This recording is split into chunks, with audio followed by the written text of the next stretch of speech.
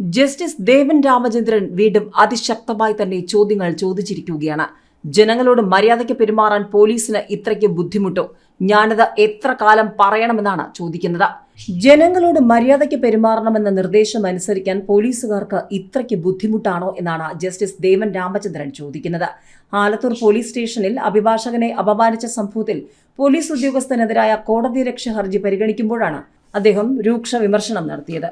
അഭിഭാഷകനോ സാധാരണക്കാരനോ തെരുവിൽ കഴിയുന്ന ആളോ ആരുമാകട്ടെ ഓരോ പൗരനെയും മാനിക്കേണ്ടതുണ്ട്. ഞാനിത് എത്ര കാലം പറയണം? എത്ര പറഞ്ഞാലും മനസ്സിലാവില്ല എന്നാണ് കോടതി ചോദിച്ചത്.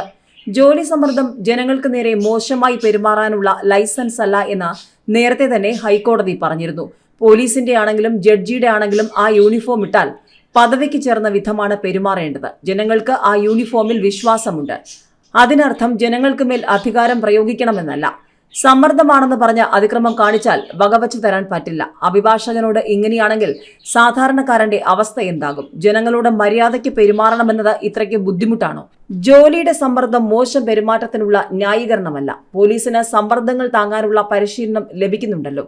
എന്നിട്ടും സമ്മർദ്ദം താങ്ങാനാവുന്നില്ലെങ്കിൽ ജോലി രാജിവെച്ച് ഇറങ്ങിപ്പോവുകയാണ് വേണ്ടതെന്ന് കോടതി പറഞ്ഞു. ആലത്തൂർ സ്റ്റേഷനിൽ അക്കിബ് സുഹൈൽ എന്ന അഭിഭാഷകനെ SI VR റിനീഷ് അപമാനിച്ച സംഭവത്തിൽ കോടതി ഇടപെടലിനെ തുടർന്ന് പോലീസ് ഉദ്യോഗസ്ഥനെ സ്ഥലം മാറ്റിയിരുന്നു. വാഹനാപകടവുമായി ബന്ധപ്പെട്ട കേസിൽ വാഹനം വിട്ടു നൽകാനുള്ള കോടതി ഉത്തരവുമായി എത്തിയ അഭിഭാഷകനെ SI അപമാനിക്കുന്ന ദൃശ്യങ്ങൾ പുറത്തുവന്നു. തുടർന്നായിരുന്നു കോടതിയുടെ ഇടപെടൽ. കഴിഞ്ഞ തവണ കേസ് പരിഗണിച്ചപ്പോൾ താൻ സംഭവത്തിൽ ഖേദിക്കുന്നുവെന്നും നിരുപാധികം മാപ്പ് പറയാൻ സന്നദ്ധനാണെന്നും പോലീസ് ഉദ്യോഗസ്ഥൻ അറിയിച്ചു. കേസ് പരിഗണിച്ചപ്പോൾ പോലീസ് ഉദ്യോഗസ്ഥൻ സമർപ്പിച്ച മറുപടി സത്യവാങ്മൂലത്തെ ചോദ്യം ചെയ്തായിരുന്നു ജസ്റ്റിസ് ദേവൻ രാമചന്ദ്രൻ രൂക്ഷമായ വാക്കുകൾ പ്രയോഗിച്ചത്.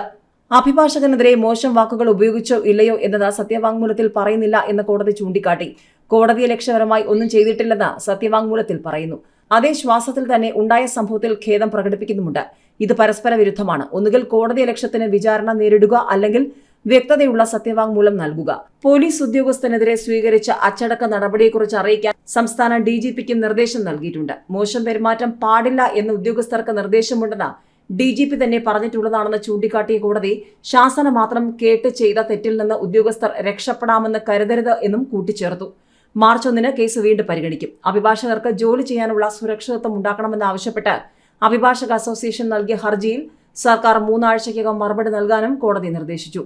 ബാർ കൗൺസിൽ ഓഫ് ഇന്ത്യയും കേരള ബാർ കൗൺസിലും നൽകിയ ശുപാർശയിൽ എന്തു തീരുമാനമെടുത്തു എന്നാണ് അറിയിക്കേണ്ടത്.